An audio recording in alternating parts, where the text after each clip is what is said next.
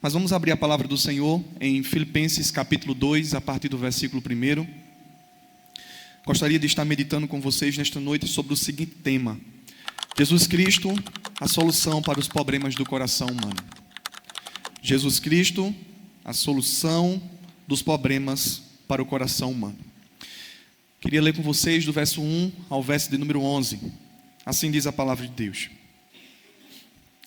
Se há, pois, alguma exortação em Cristo, alguma consolação de amor, alguma comunhão do Espírito, se há estranhados afeto de misericórdia, completai a minha alegria, de modo que penseis a mesma coisa, tenhais o mesmo amor, sejais unidos de alma, tendo o mesmo sentimento. Nada façais por partidarismo ou vanglória, mas por humildade, considerando cada um os outros superiores a si mesmo. Não tenha cada um em vista o que é propriamente seu, senão também cada ao qual é dos outros. Tende em vós o mesmo sentimento que houve também em Cristo Jesus, pois ele, subsistindo em forma de Deus, não julgou por usurpação ser igual a Deus.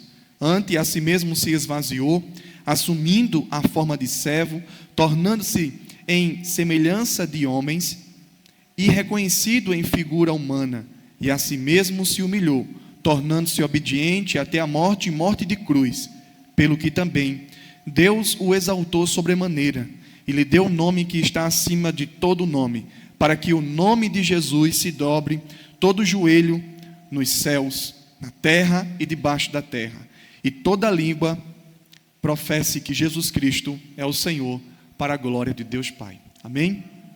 Vamos ter uma palavra de oração? Soberano Deus, bendito seja o teu nome nesta noite. Obrigado por tua palavra lida. Ó Deus, ela é suficiente para nutrir o nosso coração, para nos convencer das nossas transgressões. Mas agora, Senhor, te pedimos a iluminação para compreender a tua palavra lida. Abre o nosso entendimento, Senhor. Abençoe o teu povo nesta noite. Derrame da tua graça sobre o coração de cada um dos teus filhos que se encontra aqui nesta noite. Ó Deus, aviva-nos. Nós precisamos de tua graça, nós precisamos do Senhor. Que o Senhor tenha misericórdia de nós nesta noite, para a nossa edificação, para a nossa comunhão, para que cada dia mais haja harmonia no nosso meio, pois nós sabemos de que nós somos pecadores e falhos e constantemente estamos lidando com as nossas faltas, Senhor. Constantemente estamos lidando com os nossos pecados, que acaba muitas vezes trazendo dificuldade para a nossa caminhada cristã. Que nesta noite nos dê a graça de poder compreender e entender de que a solução para o pecado é o Senhor Jesus Cristo. Abençoe a nossa vida, tenha misericórdia de nós. É o que te pedimos em nome de Jesus. Amém.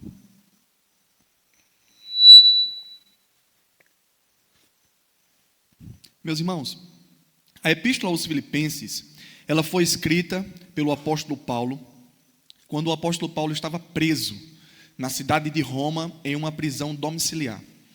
Isso por volta dos anos 60 a 62 depois de Cristo. O apóstolo Paulo, como vocês sabem, foi um homem que dedicou a sua vida ao ministério da pregação da palavra do Senhor. Este homem que perseguia o cristianismo, que perseguia os cristãos, agora ele passou a ser perseguido por causa de Cristo, por causa do Evangelho. E daí então ele se encontra preso em Roma por causa da mensagem que ele estava anunciando, por causa da pessoa de Jesus a quem ele seguia e pregava. E é importante destacar, meus amados irmãos, que mesmo na prisão, este homem não para de pregar e propagar a mensagem de Cristo. Mesmo na prisão, ele escreve 4 cartas para a igreja do Senhor Jesus. Ele escreve a carta de Efésios, a carta de Filipenses, uma carta a Filemon e aos Filipenses.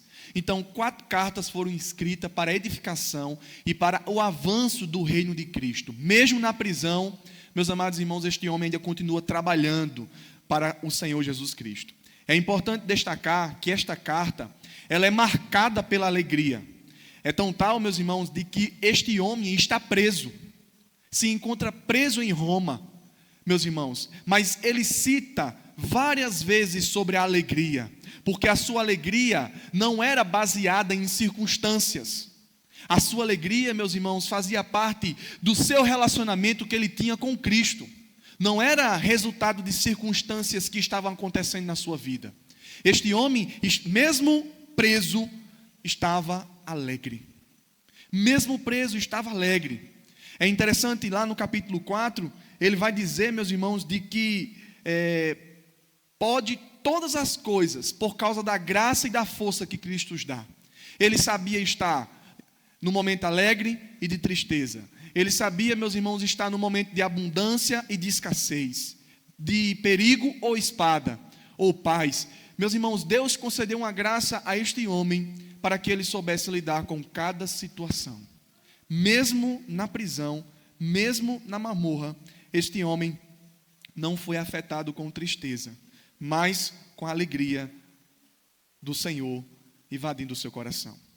É importante também, meus irmãos, destacar de que a cidade de Roma era uma colônia, certo? A cidade de Filipenses era uma colônia romana na Macedônia. E os cidadãos daquela cidade, eles desfrutavam de muitos privilégios políticos e militares. Não sei que vocês sabem, mas naquele período, Roma era considerada uma das maiores potências militares daquela época. Então aquela cidade, meus irmãos, era uma cidade que se orgulhava desse poderio militar que Roma oferecia para eles.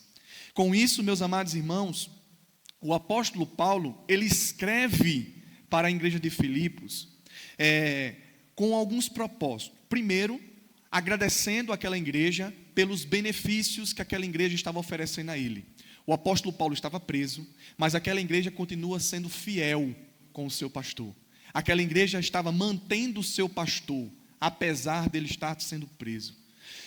Independente do que estava acontecendo, aquela igreja entregou uma oferta para o pastor daquela igreja, ao presbítero que estava sobre o governo daquela igreja, que era Epafrodito, e mandou com que ele levasse a Paulo, e Paulo recebeu, e quando Paulo escreve para eles, agradece, conforme nós lemos aqui nesta noite no capítulo 4.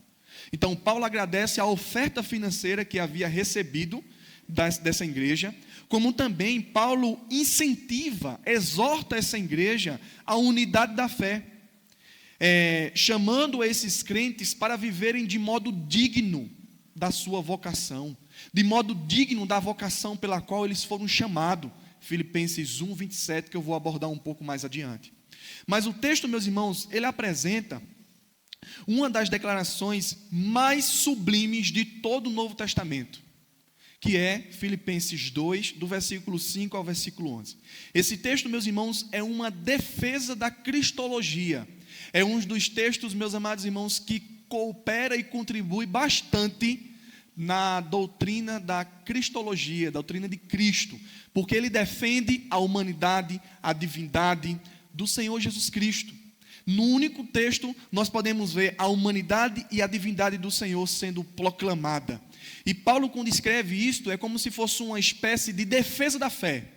Paulo está defendendo a fé, apresentando para aqueles irmãos quem era o Cristo que ele cria, quem era o Cristo que ele pregava e quem era o Cristo por causa que ele estava preso.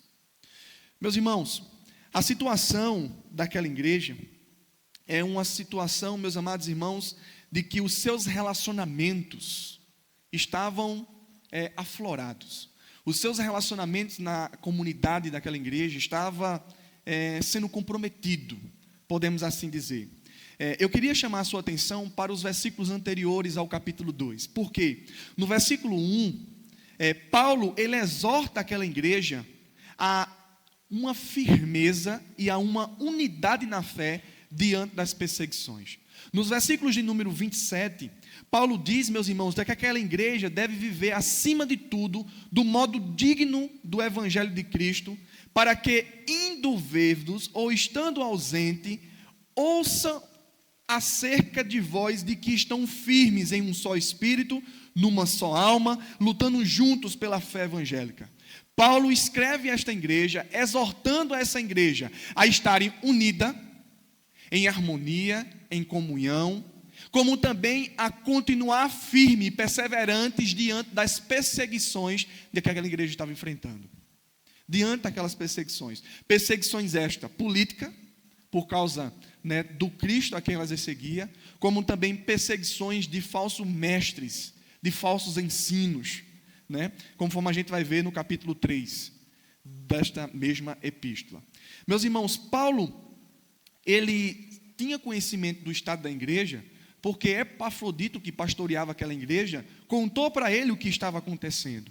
E Filipenses enfrentava pressões, tanto do Império Romano, como também internas, que era o orgulho, disputas dentro da própria igreja e falta de harmonia entre os irmãos.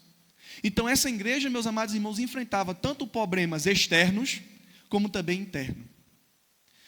É importante também destacar para vocês de que o coração humano, ele é enganoso, meus irmãos.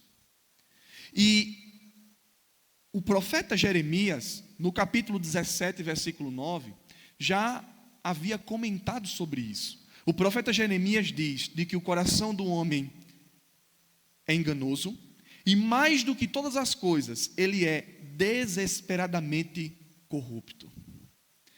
Quem conhecerá o coração do homem?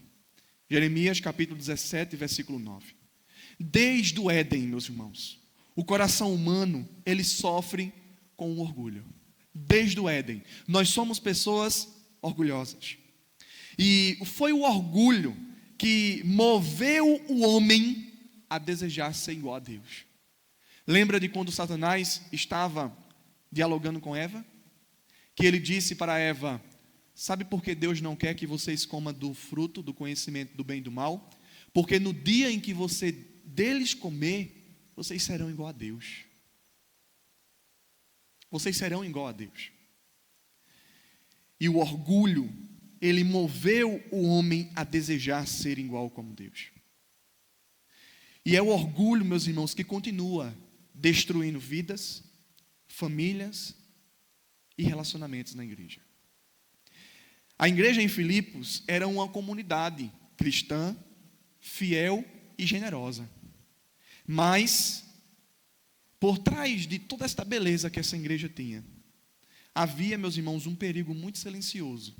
Estudiosos afirmam que era a falta de unidade, humildade entre os irmãos. Era uma igreja, meus irmãos, que não estava unida e meio humilde uns para com os outros. E Paulo escreve Paulo escreve justamente, meus irmãos, para ajudar essa igreja a entender qual é a sua posição e qual é a sua postura como cristã aqui nesta terra. A humildade, meus irmãos, de Cristo, ela é a solução para o orgulho. A humildade de Cristo, ela é a solução para a nossa caminhada cristã, para os problemas que nós enfrentamos na nossa vida cristã. Cristo, ele é o modelo perfeito de humildade. Se você quer um exemplo sobre humildade, você encontra na pessoa de Cristo. Cristo é este exemplo. E o problema do coração humano, ele não pode ser resolvido simplesmente por conselhos humanos. Eles precisam ser resolvidos pela vida de Cristo, pela mente de Cristo, pelo evangelho de Cristo triunfando no seu coração e na sua mente. Só através do Senhor Jesus Cristo que pode transformar, mudar o coração e os problemas humanos. Tendo dito isso, nesta noite eu tenho 3 propósitos aqui com vocês. No primeiro momento, eu queria falar com vocês de que o coração humano, ele precisa de restauração. Que você vai encontrar isso do versículo 1 ao versículo 4. No segundo momento, nós vamos ver de que o coração humano, ele precisa ser moldado pela mente de Cristo, que vai do versículo 5 ao versículo 8. E o terceiro lugar, o coração humano, ele precisa adorar ao Cristo exaltado, que vai do versículo 9 ao versículo 11. Então vamos para a exposição, sem mais delongas, porque eu já comentei muito sobre o contexto desta carta no culto de doutrina, na quinta-feira aqui. Bem? Então, em primeiro lugar, o coração humano, ele precisa de restauração. Meus irmãos, Paulo, quando ele escreve para essa igreja, antes de Paulo denunciar o problema que essa igreja estava enfrentando, O apóstolo Paulo, meus irmãos, vai falar sobre algumas virtudes que devem ser cultivadas pela igreja. Então, antes de Paulo dizer, vocês estão divididos, vocês estão desunidos, vocês não são humildes, Paulo vai mostrar algumas virtudes que devem ser cultivadas na vida cristã. E está aí no versículo 1. Observe comigo. Se há, pois, alguma exortação em Cristo, alguma consolação de amor, alguma comunhão do Espírito, se há estranhados afetos de misericórdia. Então, 4 virtudes que Paulo destaca aí no texto. Antes de mostrar o problema que essa igreja enfrentava. Essas virtudes, meus irmãos, elas são como a base da igreja. Porque o que é que Paulo quer dizer como, por exemplo, exortação em Cristo? Aqui, meus amados irmãos, está relacionado como a obrigação que os cristãos têm para com Cristo, como resultado de sua vida com Cristo. Nós que hoje estamos unidos com Cristo, nós que hoje temos um compromisso e uma profissão de fé com o Senhor Jesus Cristo, nós, meus amados irmãos, é como se somos convidados a nos lembrar de que nós estamos unidos a Cristo, e esse estar unido a Cristo já implica em que a gente deve ter uma vida diferente. É tão tal que no versículo 27 ele diz o quê? Do capítulo 1: vivei acima de tudo de modo digno da vocação que vocês foram chamados. Se você é um cristão, você deve viver de maneira digna do Evangelho. E o Senhor Jesus Cristo, no Evangelho, ele disse de que aqueles que queriam segui-lo deveria negar-se a si mesmo, tomar a sua cruz e segui-lo. A pergunta é, meus irmãos, será que temos andado de modo digno do Evangelho, da vocação que nós fomos chamados? Porque a ideia de Paulo é como se fosse isso, essa expressão aí, se há, algumas traduções vai dizer, portanto. Essa expressão aqui está relacionado ao que Paulo falou anteriormente. O viver unido com o Senhor Jesus Cristo. O viver uma vida cristã digna do Evangelho. A expressão, meus irmãos, em segundo lugar, consolação de amor. Meus irmãos, aqui está se referindo ao amor de Cristo pela igreja. E Paulo aqui tem em vista, meus amados irmãos, o chamá-lo para que vivam junto em harmonia. Paulo apela aqui para o mais alto motivo. O amor que o Senhor Jesus Cristo nutre pelo seu povo deve constranger este povo a viver dignamente. Assim como Cristo demonstrou amor para com a sua igreja, para com o seu povo, este povo também deve demonstrar amor para com Cristo e para com seus irmãos. A ideia aqui do texto é essa, no versículo 1. Se há alguma consolação de amor. Lembre-se, igreja, o que Cristo realizou por vocês. Lembre-se do que Ele fez. Aqui, meus amados irmãos, nos leva a pensar, lá em João 3,16, porque Deus enviou o seu único Filho, para que todo aquele que nele crê não pereça, mas que tenham a vida eterna. O amor, Ele nos amou de tal maneira. O amor aqui, ele nos leva, como eu disse, a gente termos um amor para com o nosso Deus, mas também para com nossos irmãos. A suportar os nossos irmãos, a poder amar os nossos irmãos, a ajudar os nossos irmãos na nossa caminhada cristã. Está relacionado a isso. Mas em terceiro lugar, Paulo vai falar sobre comunhão do Espírito. E o que é isso aqui? Se há alguma comunhão do Espírito. Quem é que nos insere no corpo de Cristo hoje? Quem é que nos convenceu do nosso pecado, da justiça e do juízo? Quem é que realizou em nós esse ato de regeneração? Quem é que nos habilitou a adorar a Deus em espírito e em verdade? O divino Espírito Santo, esse mesmo Espírito que nos inseriu no corpo de Cristo, esse mesmo Espírito que nos fez ser o que nós somos hoje, é o mesmo Espírito que nos conduz a desfrutar de comunhão com os nossos irmãos. É isso que Paulo está dizendo aqui.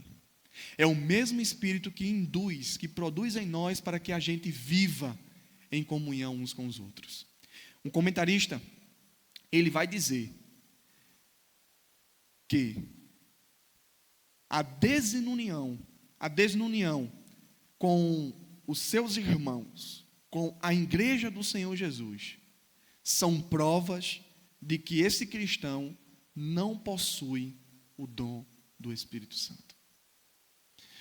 A discórdia, a inimizade, a falta de união, de amor, é uma prova de que essa pessoa não desfruta do dom de Cristo. Não desfruta do dom de Cristo. Mas em quarto lugar, Paulo também vai falar sobre estranhados afetos de misericórdia. E o que é que Paulo está falando aqui? Afetos, meus amados irmãos, de misericórdia, está relacionado com os sentimentos humanos. Com os sentimentos humanos. Enquanto, meus amados irmãos, no capítulo 1, Paulo vai falar do sentimento que ele tem para com aquela igreja. Se você ler de maneira detalhada, você vai perceber isso. O sentimento do apóstolo Paulo por aquela igreja é um sentimento de amor. É tão tal que ele diz lá no capítulo 1, que se ele vive para Cristo. Mas se ele morre, isso é lucro. Porque estar com Cristo é incomparavelmente melhor.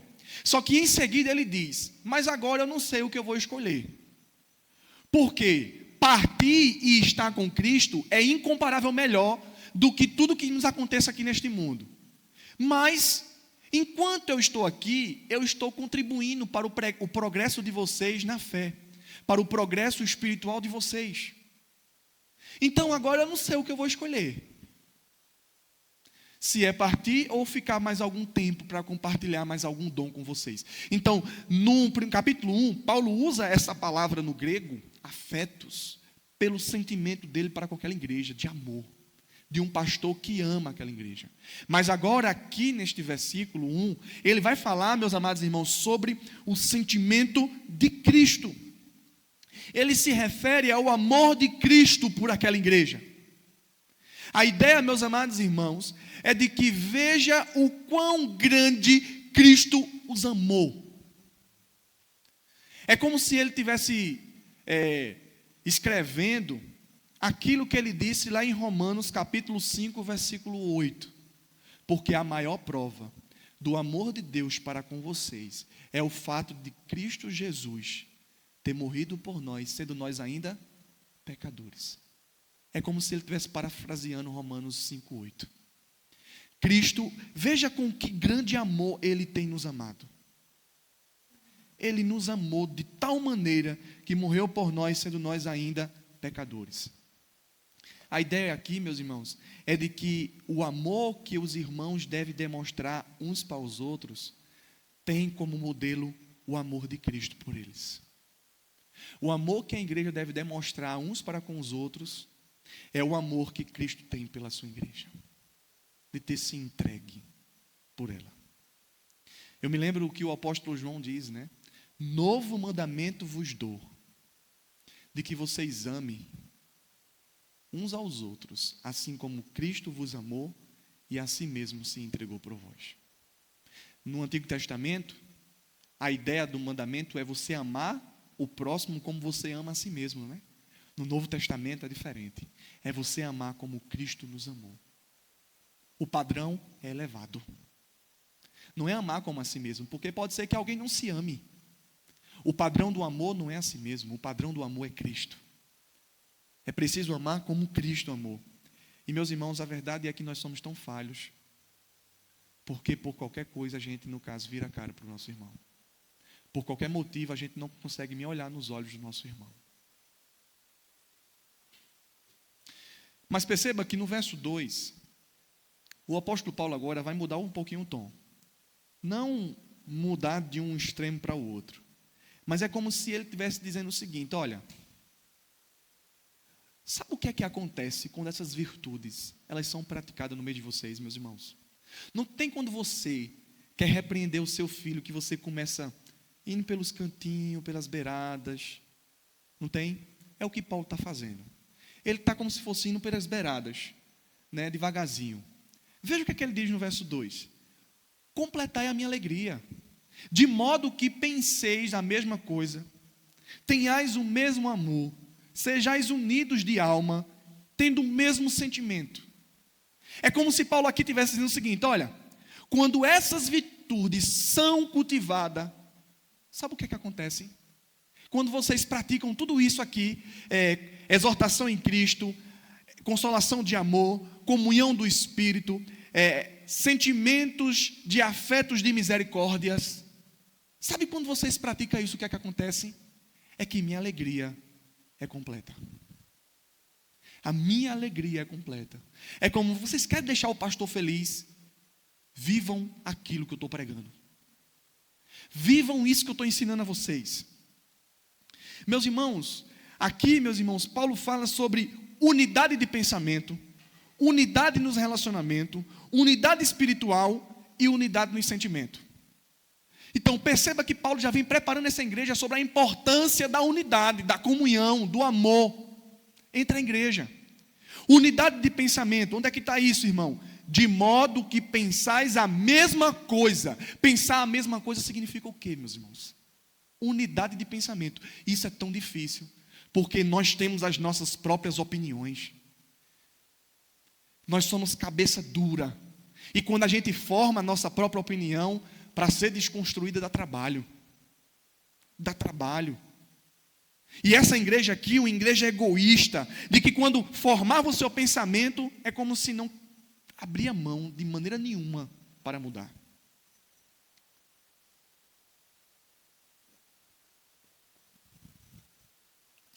Só que tem um detalhe.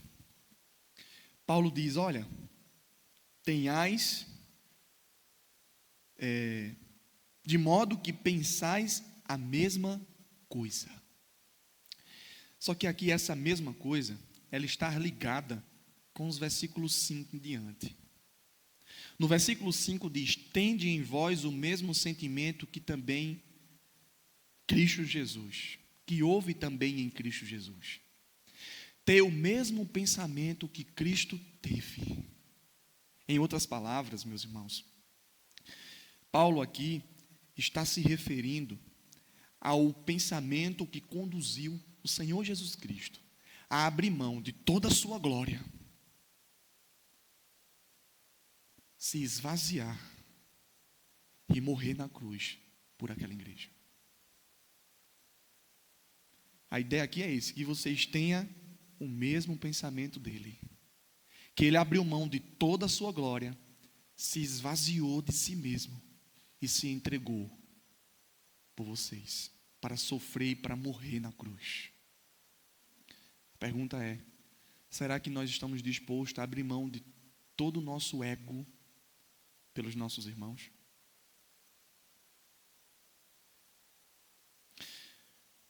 Se todos pensarem da mesma maneira que Jesus Cristo pensou,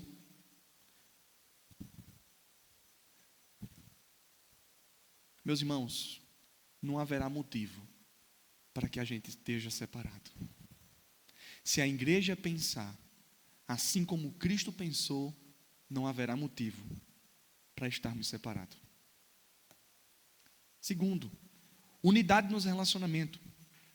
Porque aqui Paulo vai falar sobre tenhais o mesmo amor. Unidade nos relacionamentos. Os crentes precisam ter o amor uns pelos outros, assim como Cristo tem amor por a igreja. Paulo continua, terceiro, sede unidos numa só alma. Ó, meus irmãos, a ideia aqui é uma unidade espiritual. Jesus, meus irmãos, orou assim. Jesus orou para que a igreja tivesse essa união de alma. Aonde, irmão? Vá lá para João, capítulo 17. Mas não perca o texto aí, viu, de Filipenses. João, capítulo 17. Versículo 22 ao 24.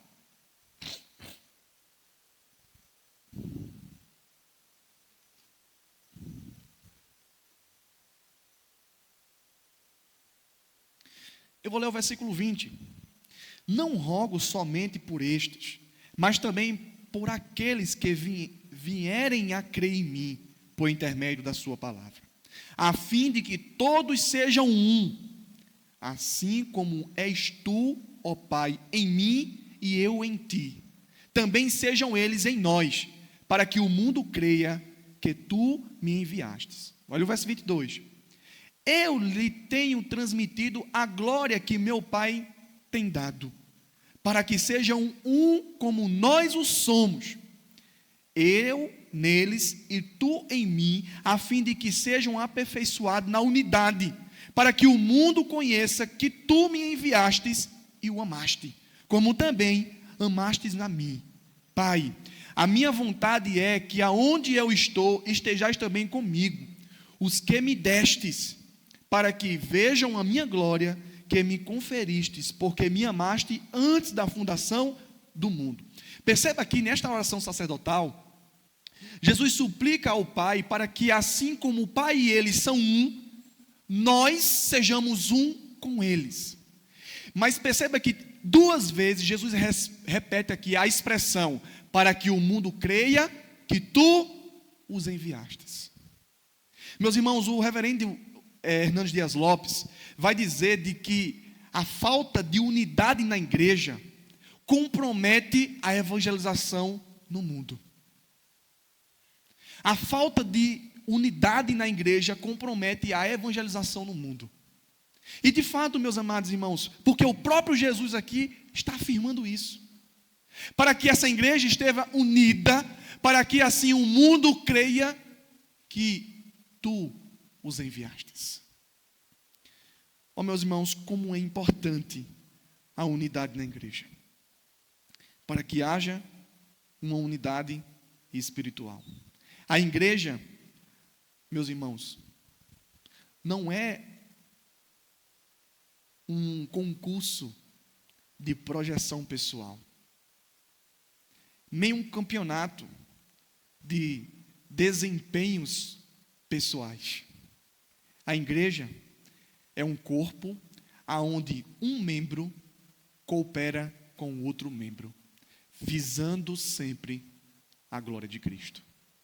Agora, só que nessa caminhada cristã tem alguns crentes que são aproveitadores. E aí acaba muitas das vezes comprometendo o bom andamento da igreja do Senhor. Que Deus tenha misericórdia de cada um de nós e que nos ajude a cada vez mais sermos crente para a sua glória. Mas também Paulo vai falar ainda no verso 2 sobre unidade de sentimento, porque ele diz aí na parte D, do texto, tendo o mesmo sentimento. E ele vai repetir isso no versículo 5, tendo o mesmo sentimento que houve também em Cristo Jesus. Um comentarista comenta da seguinte maneira, abre aspas, os crentes não são competidores, mas são cooperadores. Eles não são rivais, mas são parceiros. Eles não estão lutando por causas pessoais. Mas estão todos buscando a glória de Deus.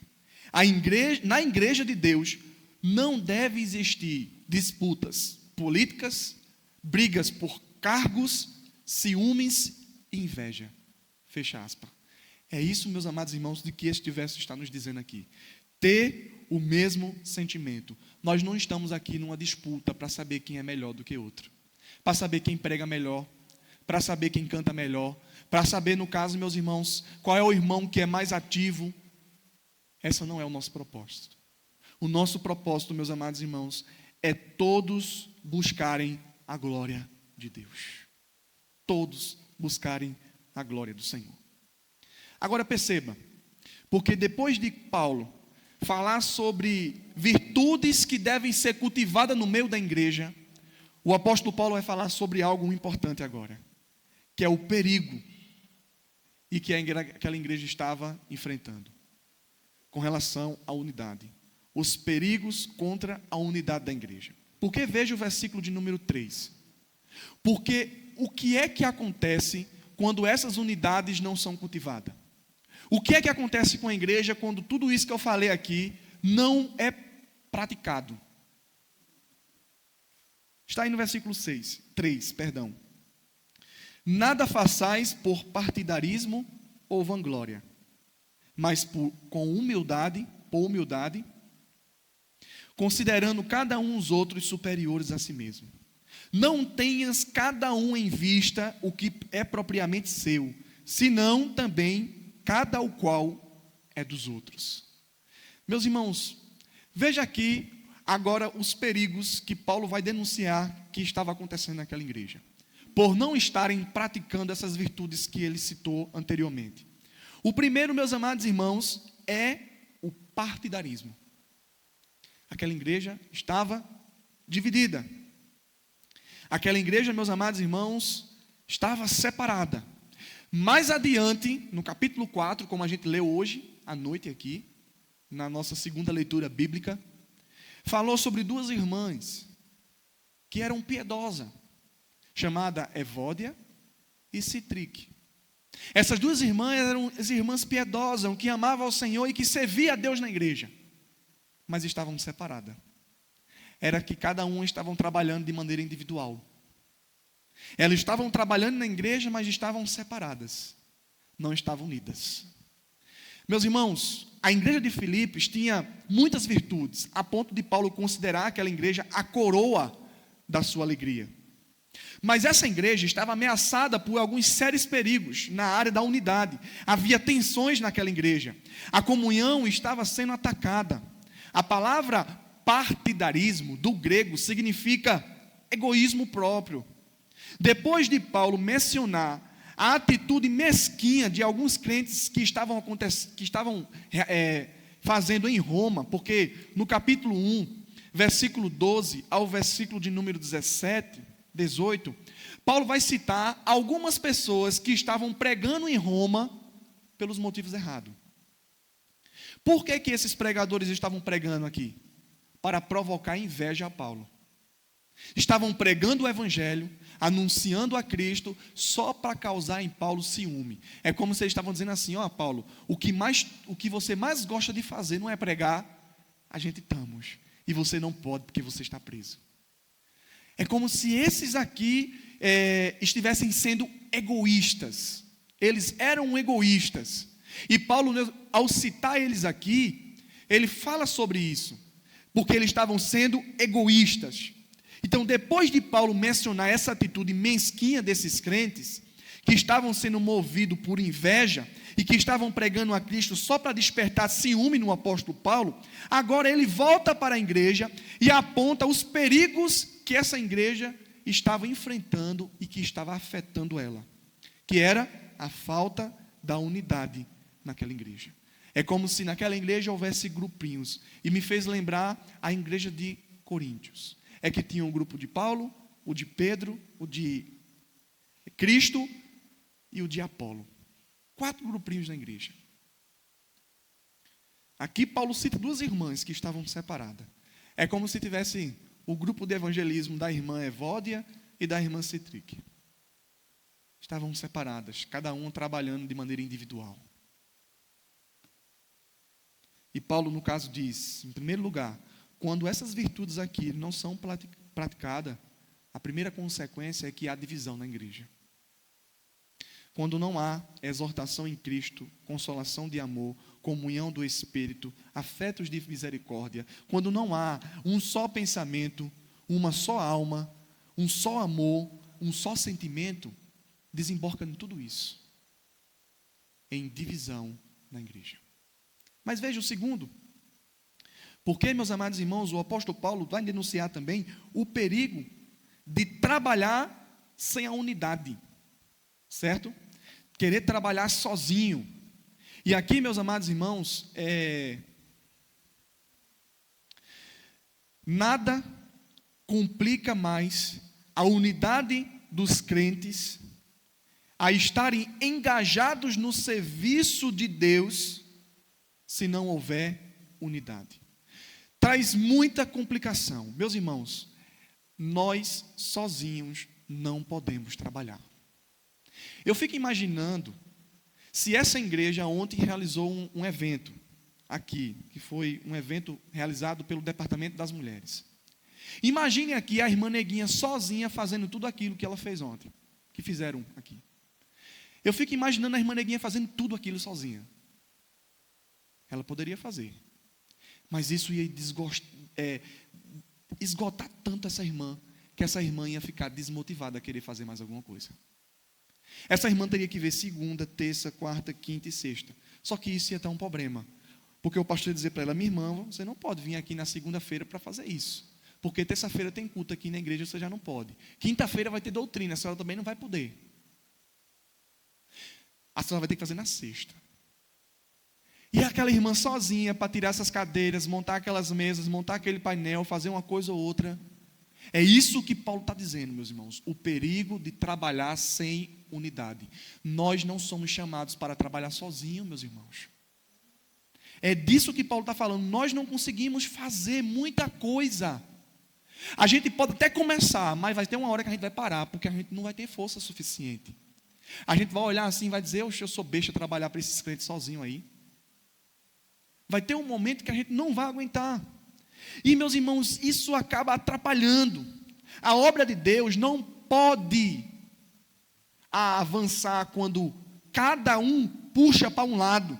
Imagine a UAC puxando para um lado, os homens puxando para outro, a UMEC para outro, as crianças para outro, cada um puxando para lados opostos. A igreja não conseguirá avançar. Não conseguirá avançar. Não. Quando cada um está buscando o seu próprio interesse, buscando a sua própria glória e não a glória de Cristo. Na igreja de Filipos havia ações deste jeito, desordenadas. Estavam todos lutando pelo evangelho, mas não junto. E Paulo diz: olha, eu até elogio vocês porque vocês estão lutando junto, vocês estão lutando pelo evangelho, mas tem um problema. Vocês não podem fazer isso sozinhos. Vocês têm que fazerem unidos. Unidos. E aí, ele cita, mais uma vez, o que ele já havia comentado anteriormente, no versículo 27 do capítulo 1, né? Mas em terceiro lugar, porque Paulo não só apenas denuncia o partidarismo, algumas pessoas que estavam trabalhando sozinhas ali na igreja, mas também Paulo vai falar sobre os líderes que estavam buscando o seu próprio interesse. Então, o pau que bate em Chico vai bater em Francisco também, né? Ele vai também corrigir os líderes que estavam buscando os seus próprios interesses, porque quando Paulo enviou Timóteo à igreja de Filipos e dá um bom testemunho acerca dele, do que estava acontecendo com ele lá na prisão, Paulo denuncia ao mesmo tempo alguns líderes que estavam buscando os seus próprios interesses. Esses líderes eram amantes dos holofortes. Eles buscavam, meus amados irmãos, a sua própria glória, e não a glória de Deus e a edificação da igreja, mas a construção de monumentos próprios para si próprio. É como se aqui está o irmão fulano que fez isso, aquilo outro, e o irmão ciclano não pode apagar isso que o irmão fez. Estavam buscando glórias para si mesmo. Quer um exemplo? Veja comigo o versículo de número 4. Não tenha cada um em vista o que é propriamente seu, senão também cada qual o que é dos outros. Agora vá para o versículo de número 21 do capítulo 2. Porque veja o que é que Paulo fala. 21 do capítulo 2. Pois todos eles buscam o que é propriamente seu, não o que é de Jesus Cristo. Então Paulo, além de corrigir, porque a igreja estava dividida, porque tinha crente que estava trabalhando, mas estava trabalhando de maneira individual, ele também diz: os líderes estão buscando os seus próprios interesses. Então está difícil aí o caso de vocês, viu? Está difícil, porque vocês só estão buscando o que é propriamente seu, aquilo que interessa a vocês. O que interessa a vocês, e não o que é de Jesus Cristo. Mas em quarto lugar, porque Paulo vai falar sobre os falsos mestres que estavam infiltrados na igreja. E está aí no versículo de número 2, no capítulo 3, versículo 2, porque tinha esse perigo também, dos falsos mestres. Capítulo 3, versículo 2, ele diz: acautelai-vos dos cães, acautelai-vos dos maus obreiros, acautelai-vos da falsa circuncisão. Então Paulo aqui, ele denuncia, meus irmãos, os falsos mestres que estavam infiltrando-se na igreja. Perceba, meus amados irmãos, que quando uma igreja está de maneira separada, é como se não percebesse isso. Porque um está trabalhando de um jeito, outro trabalhando do outro, outro de um outro, cada um buscando o seu próprio interesse, daqui a pouco está se infiltrando pessoas que estão pregando uma mensagem, mas de que é distorcida pelo Evangelho. Que está sendo distorcida pelo Evangelho. Os falsos mestres, os maus obreiros e as heresias sempre ameaçaram a igreja do Senhor. São os lobos disfarçados de ovelha, meus irmãos, buscando uma brecha para entrar no meio do rebanho do Senhor e devorar. Mas Paulo está alertando aquela igreja sobre aqueles que estavam fazendo isso, e de maneira bem específica, os judaizantes, que estavam pregando a circuncisão. Aqueles que pregavam assim: olha, a gente tem que abraçar a fé em Cristo, mas a gente também tem que se circuncidar para que a nossa salvação fosse possível. Então não só é crer em Cristo, mas é também a circuncisão. É igual a muitos crentes que pregam hoje: olha, a fé em Cristo, ela é importante, mas você tem que evangelizar, porque cada evangelização que você faz e cada uma alma que você ganha para Jesus é mais um tijolinho e uma pétala na sua coroa. Agora é interessante, porque eu fico pensando sobre isso, sabe? Dessa questão de trabalhar na pregação do Evangelho para ganhar uma alma para Jesus, para mais uma pétala no dia do galardão. Essa pessoa está pregando um Evangelho por causa da glória e por causa de que é um imperativo que Cristo está ordenando a ela, ou porque ela está pregando o Evangelho só para conquistar mais uma coroinha, mais uma pétala na sua coroinha lá no céu? Meus irmãos, a nossa salvação, ela é suficiente na pessoa de Cristo.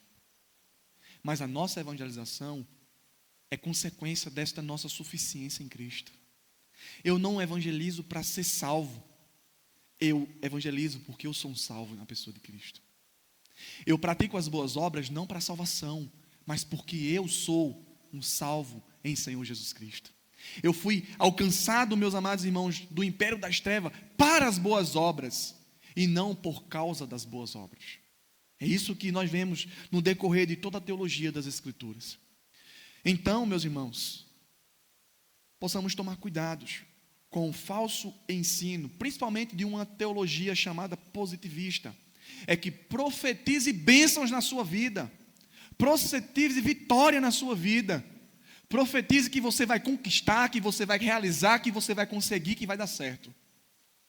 Cuidado para você não se frustrar e daqui a pouco você não colocar a culpa em Deus, de que Deus não está olhando para você e não está te abençoando.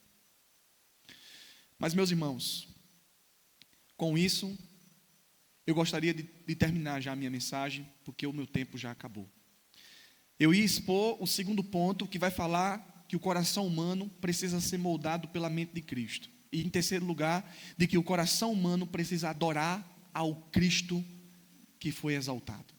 Mas meu tempo já deu, e eu creio que o que Deus já tratou conosco foi suficiente. Então eu já vou pular para as aplicações. Porque o que é que nós aprendemos com esse texto nesta noite? Em primeiro lugar, preste bem atenção no que eu vou dizer para vocês, meus irmãos. A comunhão cristã, ela não é construída por afinidades ou por amizade na igreja. A comunhão cristã, ela não é construída por afinidades e amizade dentro da igreja. Eu não estou unido à igreja porque eu tenho uma afinidade, porque eu tenho uma comunhão com o irmão fulano e com o irmão Beltrano na igreja. Se você está cultivando uma comunhão na igreja por causa de amizade e de afinidades, eu queria dizer para você que você está correndo um grande perigo. Um grande perigo. Porque, meus amados irmãos, a comunhão na igreja do Senhor Jesus Cristo, ela é resultado da viva presença de Cristo no coração de cada cristão. A comunhão na igreja, ela é resultado disto, ela é fruto disto, do amor de Deus que foi derramado no nosso coração. Se Cristo é o centro, se Cristo é o princípio, é o centro do nosso coração, a igreja deve viver em comunhão e harmonia. Mas quando Cristo não é, essa igreja vive dividida. Somente, meus irmãos, quando nós olharmos para a cruz de Cristo, nós vamos entender qual é o verdadeiro sentido da humildade. Qual é o verdadeiro sentido da unidade, da comunhão, do amor entre os irmãos. Então, primeiro, eu não sou convidado a participar da comunhão da igreja por causa de amizade e de afinidade. Eu sou por causa do amor de Cristo que invadiu o meu coração. Então, não procure, não fique somente do lado de cá ou do lado de cá. Fique do lado do povo de Deus, de todo, da grande irmandade da nossa fé. Não só a esta igreja, mas todas as igrejas espalhadas por todo o mundo. Porque tem crente por aí que só dá a paz do Senhor para aqueles que fazem parte da sua igreja. Cuidado com isso, viu? Porque você não é crente sozinho, não. Tem mais um bocado de pessoas que faz parte do corpo de Cristo, que é a igreja. Em segundo lugar, o que é que eu aprendo com esse texto também? É se há algum cristão em nosso meio que foi ferido por alguém na caminhada cristã, eu gostaria de dizer o seguinte para você: busque a reconciliação com seu irmão cristão. Se você foi ferido na igreja por alguém, busque a restauração com ele. Busque, agora é buscar, não é estar passando coisas na cara. Não é estar olhando para o passado e ficar preso lá no passado, com o que aconteceu, com o que ela fez, que não sei o quê. É você buscar uma restauração. É você buscar de fato uma harmonia. Meu irmão, o que você fez comigo me machucou, doeu, mas eu te perdoo. Eu não guardo nenhum ressentimento. Eu te perdoo em Cristo. Porque o meu coração foi alcançado pelo Evangelho, porque o meu coração foi invadido pela palavra de Deus. É desse jeito, meus irmãos. Então, busque, não deixe de congregar por causa de sentimentos egoístas do seu coração. Não deixe de congregar porque você é um egoísta e que não consegue perdoar o seu irmão. Cristo, com o seu exemplo, ele mostra para cada um de nós o que devemos fazer. É seguir o seu exemplo. Ele, com toda a posição de glória que ele tinha, ele não se prendeu a isso, mas ele se esvaziou, no sentido de, ele não se apegou e não deixou de fazer o que fez por causa do que ele é. Ele tornou-se servo e serviu. Que possamos também assumir a sua mesma atitude nesta noite. Abra mão, meus irmãos, do seu ego e até mesmo de algum direito que você julga possuir. A unidade, ela é verdadeira porque ela vem de Cristo. Ela vem do Senhor, que habita no teu coração. As mágoas e as divisões dentro da igreja só são curadas quando você olhar para Cristo. A mágoa e as divisões na igreja, elas só serão curadas quando você botar os seus olhos em Cristo. Fixar os seus olhos no Senhor Jesus. Então, que a comunhão nesta igreja possa haver como resultado do amor de Cristo derramado no nosso coração, para a glória de Deus. A comunhão, ela não é uma imposição, mas ela é resultado de amor. Ela é por amor, ela é por voluntariedade, não por uma imposição obrigatória, mas é resultado do amor no coração. Terceiro, o que é que eu aprendo com esse texto aqui também nesta noite? É que se há em nós um espírito de superioridade nessa igreja, eu gostaria nesta noite de dizer para vocês de que a gente devemos orar para que o Espírito Santo retire de nós isso. Se há algum sentimento de superioridade, eu sou superior do que fulano e beltrano, porque eu fiz isso, eu sou PH não sei em quê, eu terminei os estudos, é porque eu tenho mais conhecimento nisso ou naquilo outro. Se você se julga superior aos seus irmãos, eu queria dizer para você que ore ao Senhor para que Ele tire isso do seu coração nesta noite. Porque nós temos que ser humildes. E a humildade é uma virtude que, quando você pensa que a tem, já a perdeu. A humildade é isso. Quando você acha, eu sou humilde, você já a perdeu. Alguém já disse isso. Então, o orgulho, meus irmãos, é um veneno do coração humano e é o maior inimigo para a comunidade cristã. Quando Cristo habita no coração do crente, nós aprendemos a considerar os outros superior a nós mesmos. Não é isso que o texto nos ensina? Que considere cada um não o que é propriamente seu, mas o que é do outro. Ó, meus irmãos, quando Cristo habita no nosso coração, a gente aprende isso, a considerar superior os nossos irmãos do que a nós mesmos. Devemos abrir mão da nossa vanglória, devemos abrir mão do desejo de reconhecimento. Devemos abrir mão, devemos ter um coração humilde e um coração disposto a obedecer a Cristo e parecido com Ele, porque Ele é o nosso mestre. Paulo já disse na Escritura que se alguém quiser gloriar-se, glorie-se no Senhor. Quer se gloriar em alguma coisa, meu irmão? Glorie-se no Senhor. Ou vai ser preciso que Deus coloque um espinho na sua carne para que você não se glorie. Assim como Ele fez com Paulo. Porque lá em 2 Coríntios, Paulo vai dizer de que foi colocado um espinho na carne dele para que ele não viesse se ensoberbecesse das coisas de que ele tinha visto e ouvido do Senhor, quando ele foi arrebatado ao terceiro céu. Então, que possamos rogar a Deus a sua graça sobre o nosso coração. Mas em quarto lugar, e essa aplicação aqui vai para todos aqueles que servem essa igreja, para todos aqueles que fazem qualquer serviço aqui nesta igreja, para aquele que até dá uma oferta na igreja, vai para você. Escute bem no que eu tenho para dizer.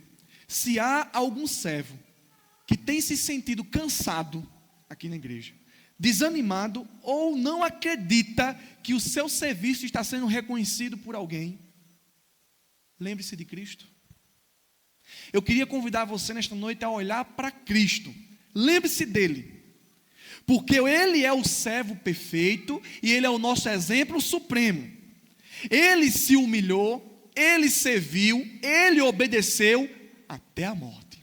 E Ele não fez aquilo para que tenha reconhecimento. Não, Ele fez por obediência ao seu Pai, que havia decretado que Ele deveria ser morto, porque aquilo já havia sido decretado desde a fundação do mundo, conforme diz as Escrituras. Então, meus irmãos, continue servindo. O serviço cristão nunca ele é vão, quando é feito com amor na pessoa de Cristo. O serviço cristão nunca é vão quando a gente faz com amor, com voluntariedade, com disposição no coração. Agora, eu não devo servir só por uma obrigação, só porque eu assumi aquela responsabilidade. Não posso fazer isso.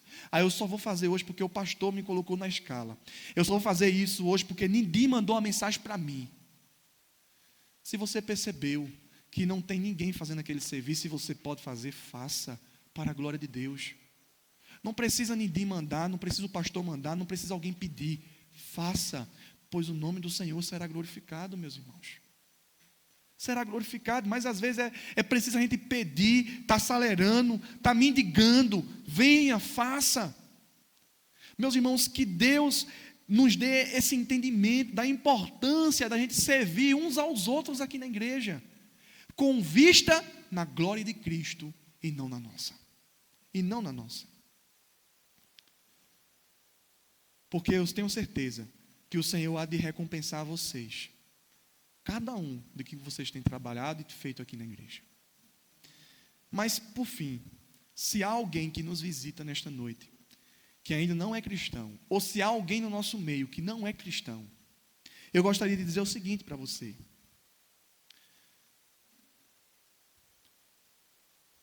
Saiba que nenhum esforço humano que você possa fazer pode curar o teu coração.